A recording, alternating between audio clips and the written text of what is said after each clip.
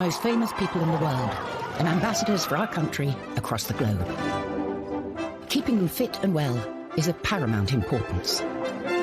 In this revelatory hour, we reveal the royal health secrets. From royal birth... In fact, when she had Prince Charles, the Queen actually had a caesarean section. ...to royal death. For somebody who was very glamorous, it was a very sad ending to her life. From the secrets of Diana's bizarre health regime. She loved cupping. We used to do cupping on her at least once a week. To the Queen's life-saving emergency kit. There is always a Royal Navy surgeon travelling with them, as well as the matching blood. And the outrageous fertility bed of King George IV. And while you were using it, the bed started jolting, so that the magnets and electricity had fused, giving this huge jolt of passion. No stone is left unturned as we reveal the royal health secrets. From cradle to grave.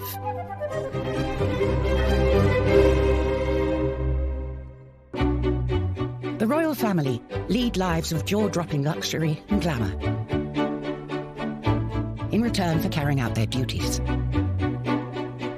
And there's one duty that's more important than any other.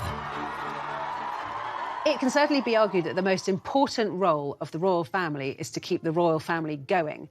That means producing heirs and making sure that they produce heirs. The nation's rejoicing is marked by a salute of guns. Her Royal Highness is the proud and happy mother of a prince.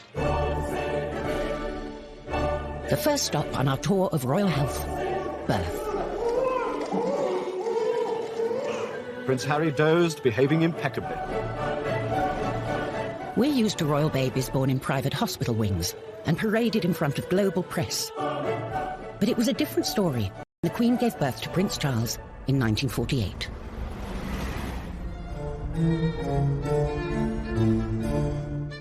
Back then, all royals opted for home or palace births.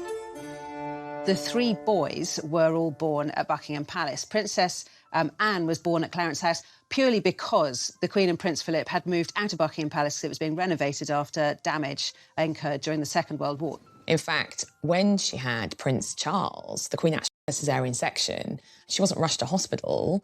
The royal doctors set up an operating theatre inside Buckingham Palace. Everything was sterilised and performed the operation so that she could have Prince Charles there and then. And if you thought her consort would have been there to support her, think again. Well, apparently Prince Philip was swimming and playing squash when Prince Charles was born, which, frankly, is about as useful as a man of his youngest child. By that time, it's thought that the Queen put a lot of pressure on him and said modern fathers and modern husbands are at their wives' bedside during the birth now, so you jolly well can be too. The head obstetrician was Sir John Peel, Ingrid Seward's godfather. Only one secret about the delivery ever escaped his lips.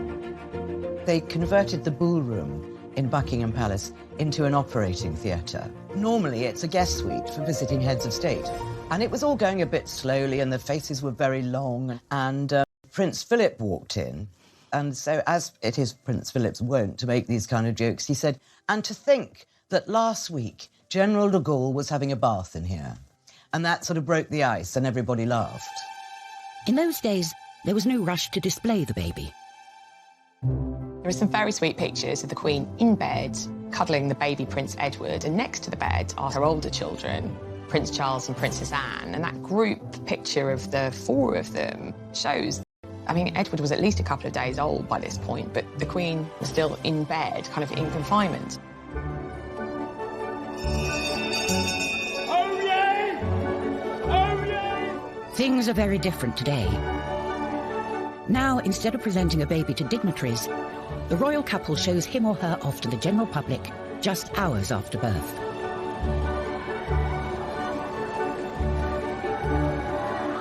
And this is where it usually happens. The Lindo, a private wing of an NHS hospital close to Kensington Palace.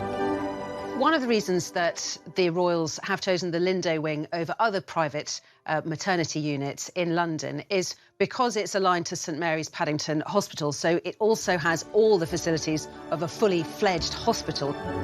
The first royal baby to be delivered here was Princess Anne's son, Peter, in 1977.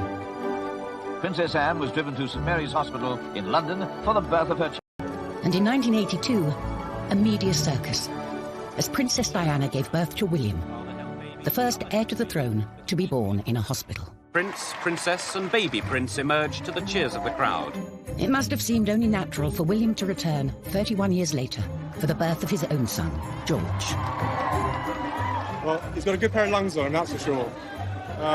He's a big boy, he's quite heavy, but we're still working on a name, so we'll have that as soon as we can.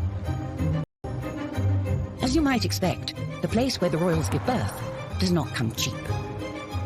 The Lindo wing is very expensive. It's around £6,000 for their standard room a night. If you want the deluxe option, it's an extra £300. As this promotional video shows, the Lindo has all the facilities you'd expect. I had my daughter there. It wasn't very glamorous at all. And when Diana had William there, it wasn't glamorous. But now it's quite smart, and still got the knowledge that anything goes wrong, there's going to be a lot of people that are going to be able to help you. So what's it like inside a hospital fit for the future king or queen? Catherine Filkins had her daughter Isla there in 2017, just months before Prince Louis's birth. It did feel a little bit like you were staying in a hotel in terms of they had really nice toiletries that they provided for you in the bathrooms, and you had, you know, a room with your own ensuite bathroom and your own private room.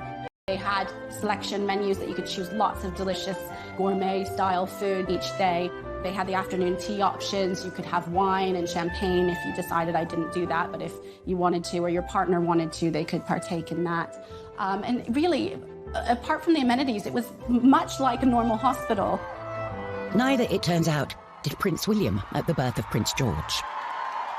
William and Kate eventually arrive. They were sort of nervous. The whole room had been sealed off for weeks beforehand, so once it had been security cleared. And William pops his head out of the room whilst Kate is in labour and says, "Oh, could I possibly have a drink?" And everyone's like, "Yes, of course you can." It's like, "Oh, just a glass of water." And they were like, "Of course!" Cold room temperature. And I think they were surprised, obviously, that how sort of low-key Kate and William were. And after the birth, one can relax in style, as Catherine can attest. We had booked a standard room, and when we got to our room, we were in a deluxe suite, and we were led to believe that it was the room where the royals were, and it was huge. The immaculately presented Kate has helped make the Lindo Wing Photo Call a modern-day institution. Any parent, I think, will probably sort of know what this feeling feels like. It's very special. But these photo calls are controversial. Many think they pressure other women to pretend childbirth is easy and neglect their recovery. There was a lot of talk about, did she really have to put tights on? We know that there's this etiquette that royals aren't seen without tights, but seriously, after giving birth, wriggling into a pair of tights must have been quite something. I don't think a civilised nation should be expecting women of any standing in life, whether they are birthing an heir to the throne or not, to do something like that. It was just disgusting. To those people who criticised Kate's appearance, especially with Prince George, what would you want her to look like? Do you want her to look, the future Queen of England, as if she'd been dragged through a hedge backwards? These pictures, particularly the pictures of the birth and the presentation of Prince George, are iconic. It's the birth of a new monarch, and I think we want them to look...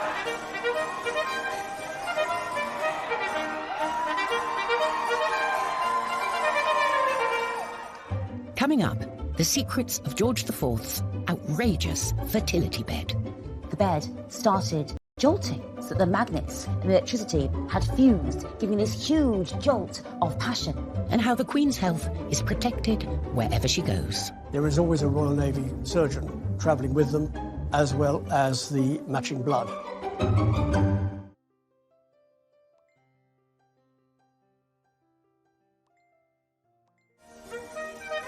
The modern royals seem to have no problems in the fertility department.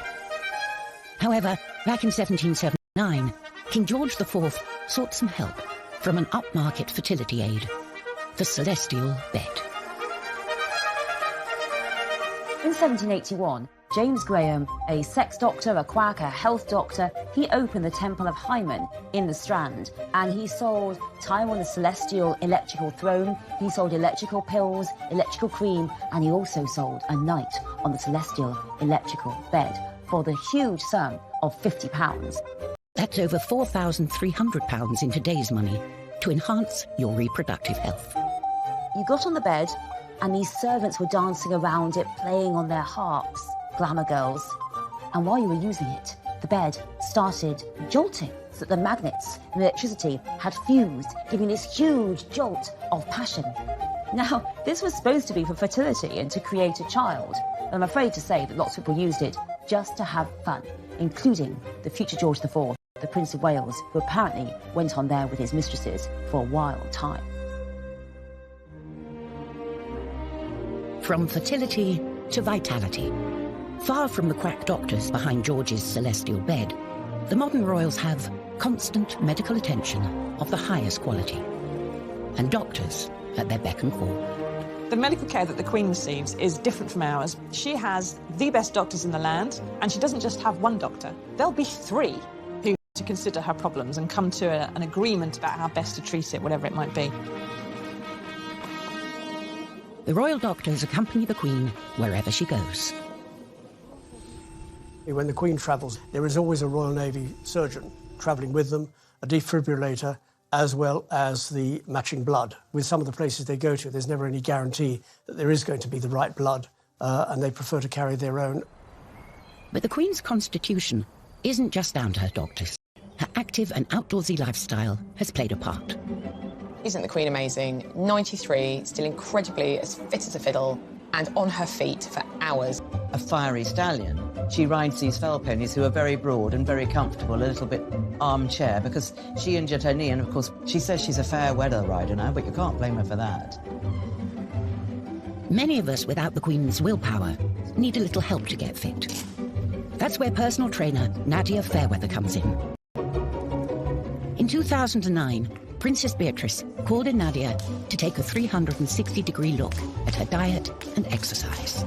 Beatrice came to me because she had some unfortunate photos taken of her on the beach when she was a teenager, and they were quite unflattering, and they made her feel really badly about herself. I think the pressure on the princesses is really hard because they're in the public eye all of the time. You can never have an off day. The royal can face different barriers to staying fit than we do.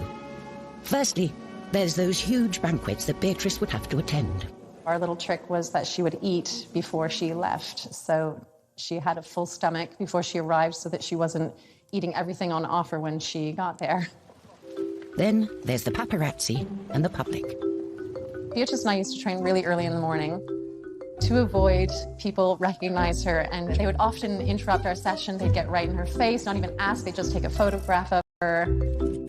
Someone who doesn't need help to motivate herself is the Duchess of Sussex.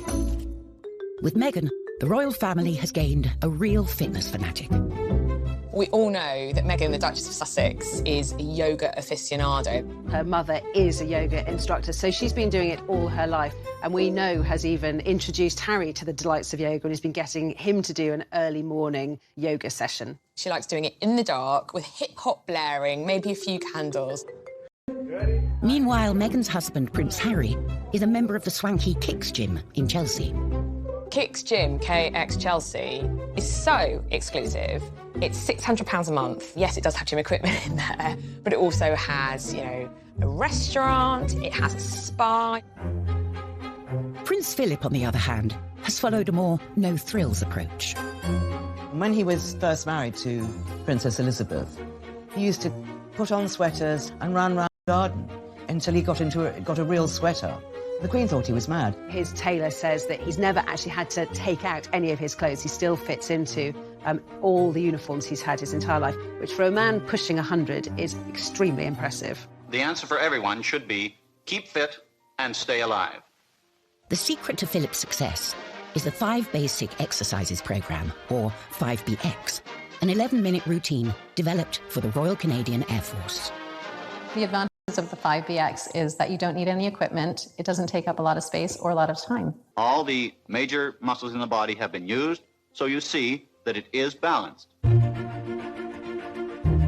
For some royals, keeping fit and healthy isn't enough. They like to take matters into their own hands, using alternative therapies to treat themselves.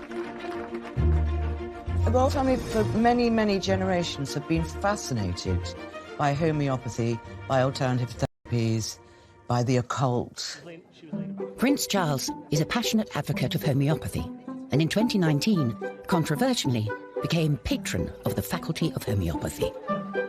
He's absolutely devoted to it, and it's one of the weaknesses that people see in his critical thinking. Homeopathy is based on the principle that a substance that causes a symptom can also cure that symptom.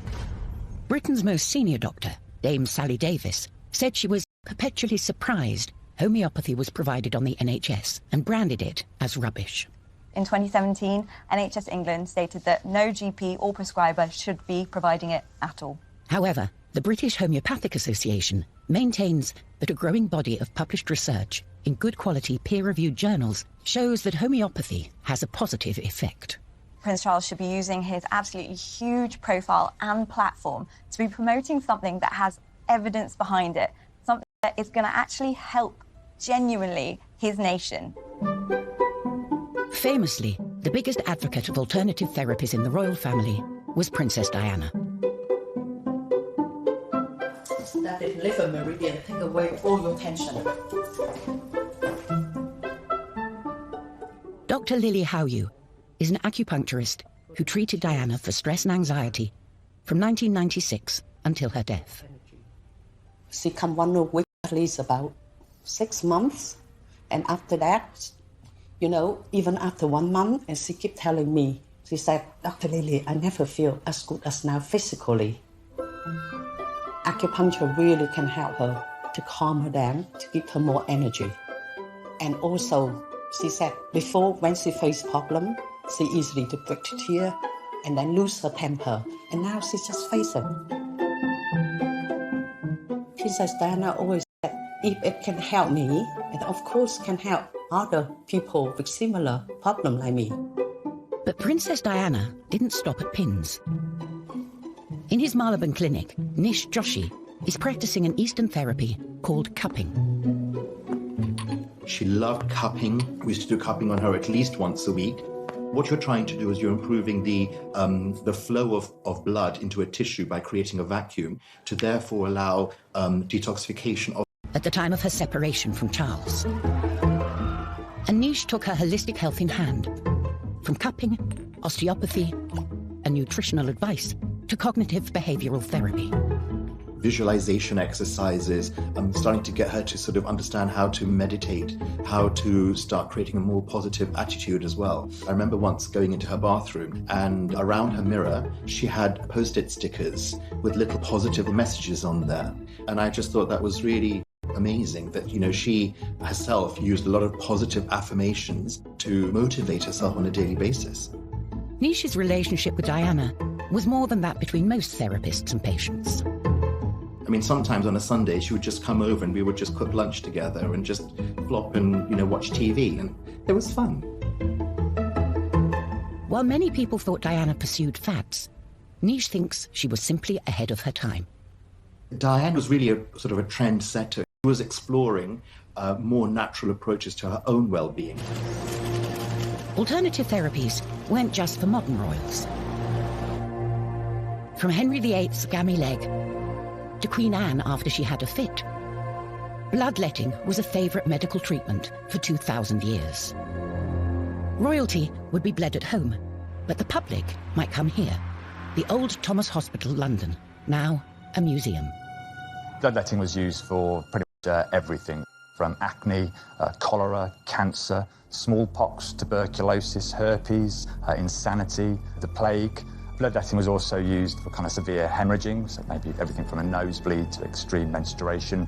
And in childbirth and before surgery, people would be often bled to reduce inflammation. For much of history, leeches were the method of choice to get rid of all the bad blood, royal or otherwise. This leech is a European medicinal leech. It has 3 jaws in a shape of a Y, and each jaw has about 125 teeth in each jaw. And it actually saws its way in as opposed to a very sharp bite. Carl picks a leech similar to ones which have been used for centuries on the likes of Henry VIII and George III. This little leech will probably take on between 1 and 3 mils of blood. You can actually just feel the jaws working a little bit, and then when it drops off, the anticoagulant will carry on working for the 10 hours, and so it'll just slowly keep dripping blood. Carl is lucky the leech is just on his leg. Rumours abound of sexually transmitted infections running rife in royal circles. There's also a case of a gentleman coming into this hospital with gonorrhea. One of the consequences was that it caused one of his testicles, they don't say which one, to swell up to the size of a tennis ball. And it was the overall application of 120 leeches, not all at the same time, placed on that part of the body to reduce the swelling. Until recently, if a king or queen needed an operation, they didn't go to hospital. The hospital came to them. In the past, most wealthy people would have been treated in their homes. They would have given birth in their homes, they would have died in their homes, and the idea of going to a hospital was absolutely anathema because that's where the poor went. And instead, in this case, the doctors would come to them. And that was the case in 1951, when the Queen's father, George VI, underwent a serious operation. It took place in the ballroom of Buckingham Palace, the same place Elizabeth II would deliver 3 of her children. At the Association of Anaesthetists, they have the equipment used in this high-profile and risky operation. This is an ECG machine or electrocardiogram, and it's designed to monitor the heartbeat. It's the quickest way to see if your patient's doing okay or if they're in trouble. In the 1950s, very few hospitals would have had such sophisticated equipment, so the king really did get treated like a king. The king had lung cancer at the time. He was a very heavy smoker, and the operation was to remove one of his lungs. So it was a very serious operation. The assistant anaesthetist on the day was Dr. Cyril Skerr. Many years later, he explained how public interest in his health affected George. The most touching thing was that when we went to put him to sleep in the morning, he had all the Sunday papers around him, and they all had grisly details of the operation that he was likely to have. He was very apprehensive of the operation. It must have made him feel a great deal worse. I think they should have kept those papers away from him. Having a pneumonectomy or having one of your lungs removed is a very big operation. It was performed successfully, and the king did come around and survive afterwards. But unfortunately, he did pass away within the year. The Queen's father was treated at home, but that is a thing of the past. Coming up, we reveal the secrets of the Royal Hospital. It's like a posh hotel, really, with kind of operating theatres. And the family medical secrets they kept hidden. His brother, the future Edward VIII, said he was more of an animal than anything else. He's the royal family's dirty little secret.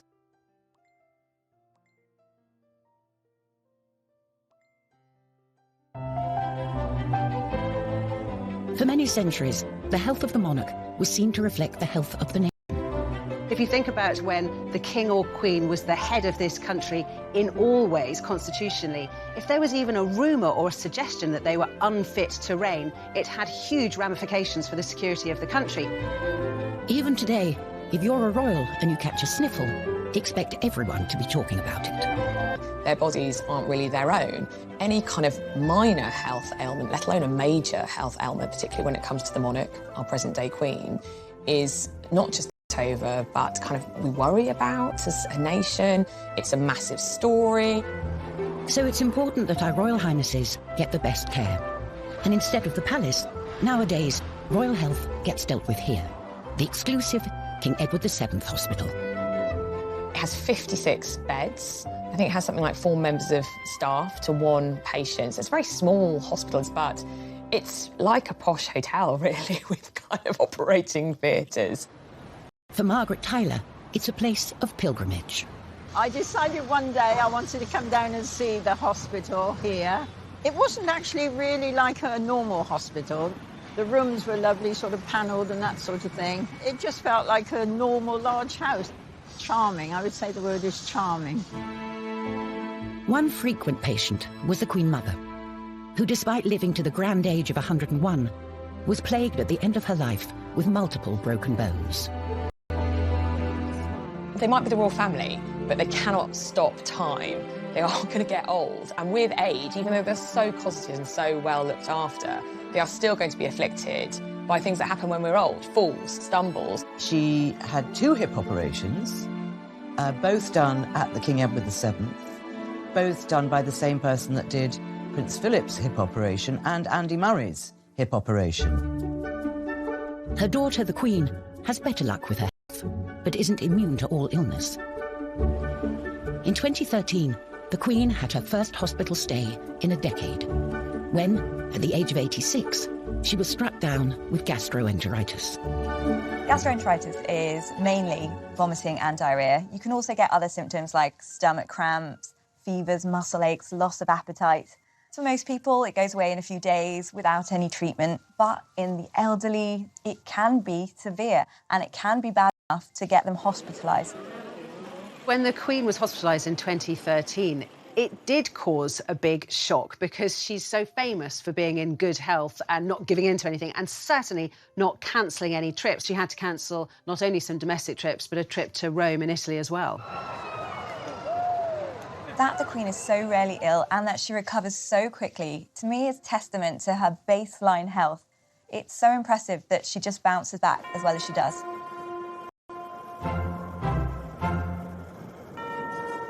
Prince Philip is another famously robust member of the royal family.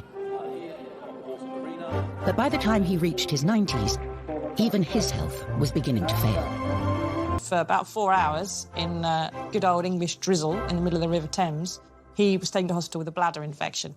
And it was widely believed that this is because he had spent 4 hours tying a knot in it and holding it in. It's not good for anybody, but especially not when you're 90.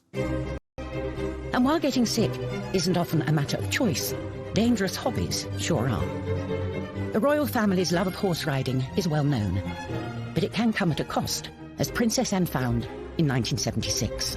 The first many people knew about the accident was when Captain Mark Phillips galloped off to his wife's side. The princess, unconscious, was covered over with blankets as officials anxiously summoned an ambulance. Princess Anne was taken to hospital, but got lucky escaping major injury. Later learnt that Princess Anne had cracked a vertebra. But her daughter, Zara Phillips, has not been so fortunate. She was also knocked unconscious after a fall in 2004 and broke her collarbone in 2008. Every year, unfortunately, people do die and have serious injuries as a result of horse riding, including paralysis. There are so many other sports that are much safer. Royals might as well be bungee jumping for all the safety procedures and that they follow and the risks that they run. Bungee jumping in a car park above concrete with a really rubbish elastic band. To correct her spine, Princess Eugenie underwent major back surgery. In 2018, she decided to break royal protocol with her wedding dress to send a dramatic message. When Princess Eugenie got married, it was one of those moments where the royal family, the younger royals in particular, actually did a wonderful good thing for everybody else. She decided that one of the main features of her wedding dress should be quite low back and she wouldn't wear a veil. It was a major break from tradition, but meant everyone could see a long scar on her back from her childhood operation. Scoliosis is when you get a curvature and a twist to the spine. It can be severe and does need surgery and physiotherapy. In Princess Eugenie's case, she had 2 metal rods, one either side of her spine, put in and fixed in place with screws. She made an effort to design a dress with a big, deep V at the back to show her spinal scar so that she could show every other boy and girl in the world and in the country that if you have something like a curvature of the spine, A, it can be fixed, and B, your scars are what make you, and there's no need to be perfect. And I thought it was wonderful. I was almost in tears watching that. Eugenie proudly showed her scars off to the world. But back in 1902, the royal family were busy hiding away what they saw as a medical embarrassment. That he wasn't developing as fast as the children, he wasn't learning as fast, he had epileptic fits, he may have had autism. And they really started to try and hide him away. He did not go to his father's coronation, and in the First World War, he was basically put on this farm. But he never saw his siblings, and the family essentially were trying to hide him away, pretend he didn't exist. And when he died at the age of 15, his brother, the future Edward VIII, said he was more of an animal than anything else. How cruel, how unsympathetic. But to Edward, that was the way it was. He's the royal family's dirty little secret. Coming up, we see how Princess Diana took her own serious problems. She had tried to throw herself down the stairs while she was pregnant. She suffered from bulimia, depression, crying fits. And used them to change the way royals dealt with mental health forever. And then she made a very brave decision that she was going to talk about it publicly. Anorexia or bulimia show how an individual can turn the nourishment of the body into a painful attack on themselves. She made an effort to design a dress with a big deep V at the back to show her spinal scar so that she'd show every other boy and girl in the world and in the country that if you have a curvature spine, A, makes it, B, your scars are what makes it. Perfect. And I thought it was wonderful. I was almost in tears watching that. Eugenie proudly showed her scars off to the world. But back in 1902, the royal family were busy hiding away what they saw as a medical embarrassment.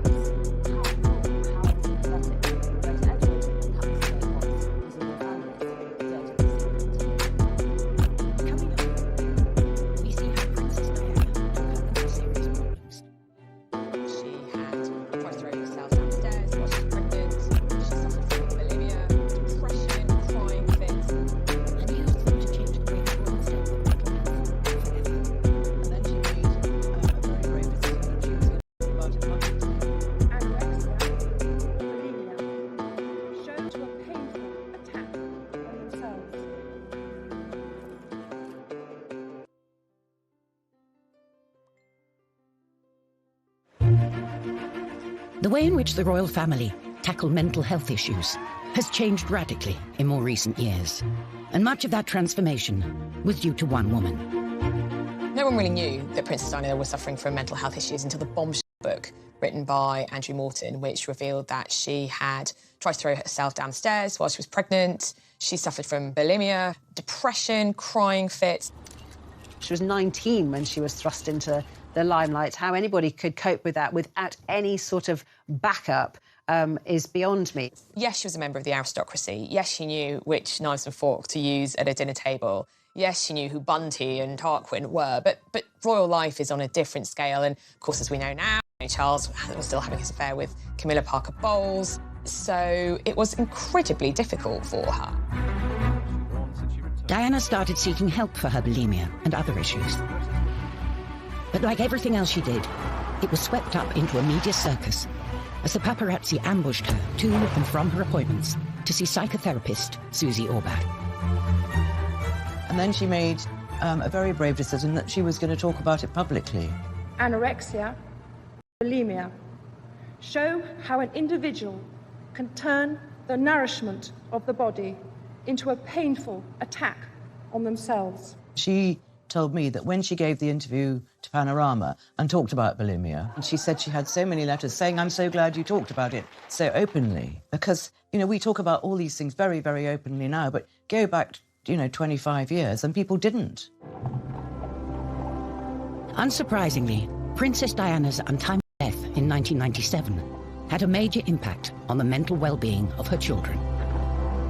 I think Prince William and Prince Harry suffering mental stress and mental anguish really came as a result of her death. Harry was 12, William was 15. All around them, people were weeping and wailing while they were maintaining the royal family mantra, "You do not show private grief on a public sleeve." They were talking to people, they were shaking hands, they were smiling, they were looking at the inscriptions on the floor of tributes. They were probably burning up inside, screaming inside. What happened on the 20th anniversary of Diana's death is that William and Harry started to talk about it. All I can hear is her laugh in my head. And that sort of crazy laugh of where there was just pure happiness shown on her face. They started to say how affected they'd been and how gut-wrenchingly awful it was and how someone, you know, in his late 20s, he kind of tried to bottle it all up and suddenly he realised, I've got to get help. In 2016, the princes set up a mental health charity, Heads Together, and revealed their secret torment. Too many people stayed quiet about their mental health challenges. And we saw that this fear of even talking about a problem often meant that issues could quickly escalate out of hand. Whenever a high-profile person comes out to speak about their own mental health illnesses and problems, it does a lot for mental health because it encourages other people to do the same. In the 18th century, mental health problems weren't treated so sympathetically.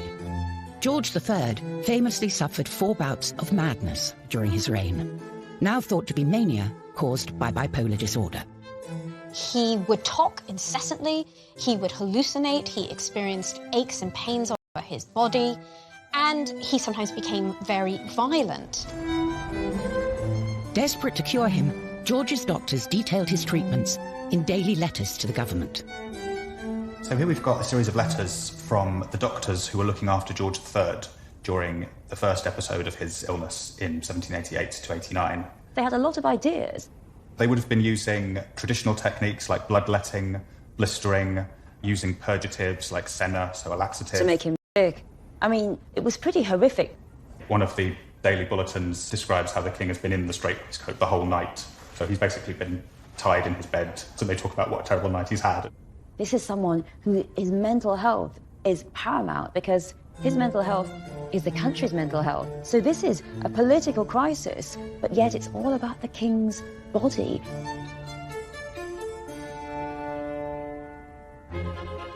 Another long-lived monarch who probably suffered from mental health issues was Queen Victoria. It's highly likely that Victoria was clinically depressed after the death of Albert. She completely retreated from all of her public engagements. She dressed in black for the rest of her life.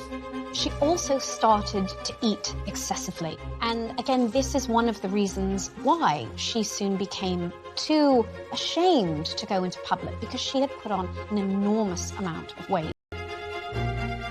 Overindulgence wasn't only Victoria's problem, as her uncle also suffered for his appetite. George IV was a man of decadent tastes, and definitely didn't have an exercise regime. Historian Kate Williams has come to his pleasure palace, the Brighton Pavilion, to find the evidence. So, Martin, what have we got here? So these are... His breeches, 3 years before he died. I mean, these are absolutely huge. What size are these? So these are 54 inches around the waist. I mean, the average man now is probably... 34? 34, so a 1 3/4 of an average man. Exactly, Into here. His breakfast consisted of 2 pigeons, 3 beefsteaks, 3/4 of a bottle of Moselle, a glass of brandy, a glass of champagne, and this was just for breakfast. No Weetabix for George. No Weetabix, no vegetables, no Weetabix, no help. And he was in such chronic pain. He had so many illnesses, even from a young age. George's appetite led to multiple health issues, including gout, hardening of the arteries, and dropsy, which all cause more problems. The gout led to cataracts, meaning he was practically blind by the end of his life, and his hands got so full of liquid, he was unable to hold even a pen. There was a point his physicians actually said, because he was so large, that actually any exercise he did would have actually been quite damaging to his health. By the end of his life, he had to sleep sitting up to avoid being suffocated by his own weight, while doctors regularly tapped his abdomen to drain excess fluid. This is the reality. A man who had had a life of excess, and his health was... Shot. Absolutely shot to pieces. Yeah. Wow. It really brings home that one of the worst threats to a monarch's health is actually his own indulgence. But George IV wasn't the only royal who fell foul of their decadent lifestyle. The Queen's sister Margaret died in 2002 at the age of 71 after enduring years of bad health. Poor Princess Margaret, a lifetime of hard living finally caught up with her. All that drinking finally caught up with her. She scalded her feet in a shower, moustique. I mean, she didn't realise that the water was so hot. I mean, she literally was so hot it scalded her. That was a sort of led to more and more medical problems with her. Migraines, laryngitis, bronchitis from all the smoking, hepatitis, pneumonia, not forgetting the 3 strokes. For somebody who was very glamorous, somebody who enjoyed life, to suddenly be confronted with burns that you don't quite get over, to have a number of mini strokes you don't quite get over, it was a very sad ending to her life. Thankfully, her sister the Queen is much healthier. And just as well, when we've seen how the health of the monarch has been synonymous with the health of the nation for most of British history. The monarch is if the monarch is strong and healthy, the state is strong and healthy. We still wait with bated breath for every royal operation and celebrate every royal baby. And to many people, what happens to a royal body is almost as important as what happens to their own. It's always that kind of dichotomy. They're like us, but they're not like us. They live in palaces and drive around in carriages and have every kind of luxury that life could ever throw at them. But on the other hand, they are just like us because they still need hip replacements, have knee trouble, they break wrists, and so it kind of shows that they are just still like us. We have a very strange psychological connection to the royal family, as though they are our own family in some way. And so when their health suffers, we really care and we really are interested in it. Many people do look up to the royal family and they want them to be more beautiful than us, better dressed than us, sparklier jewels than us, and have better health than us.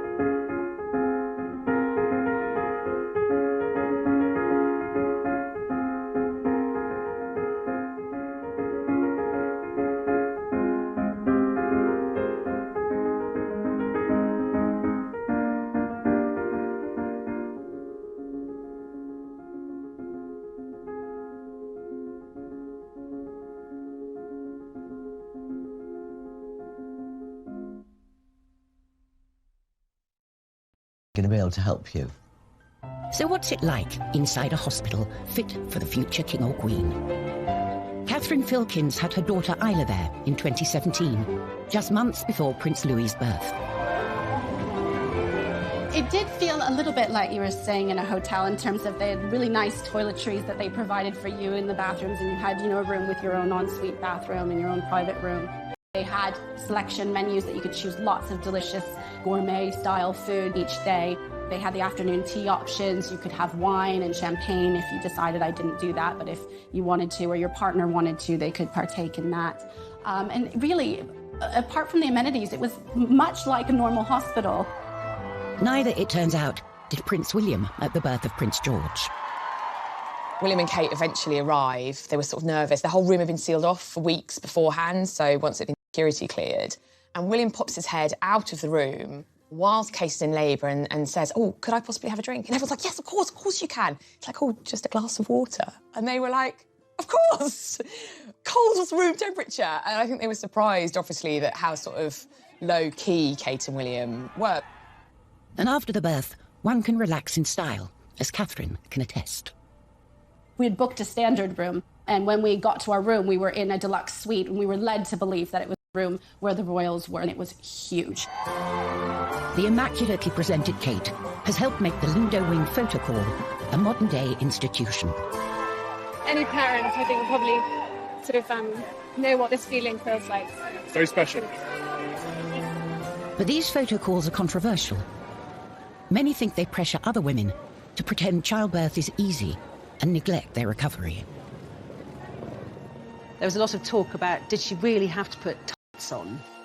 We know that there's this etiquette that royals aren't seen without tights, but seriously, after giving birth, wriggling into a pair of tights must have been quite something. I don't think a civilised nation should be expecting women of any standing in life, whether they are birthing an heir to the throne or not, to do something like that. It was just disgusting. To those people who criticised Kate's appearance, especially with Prince George, what would you want her to look like? Do you want her to look, the future Queen of England, as if she'd been dragged through a hedge backwards?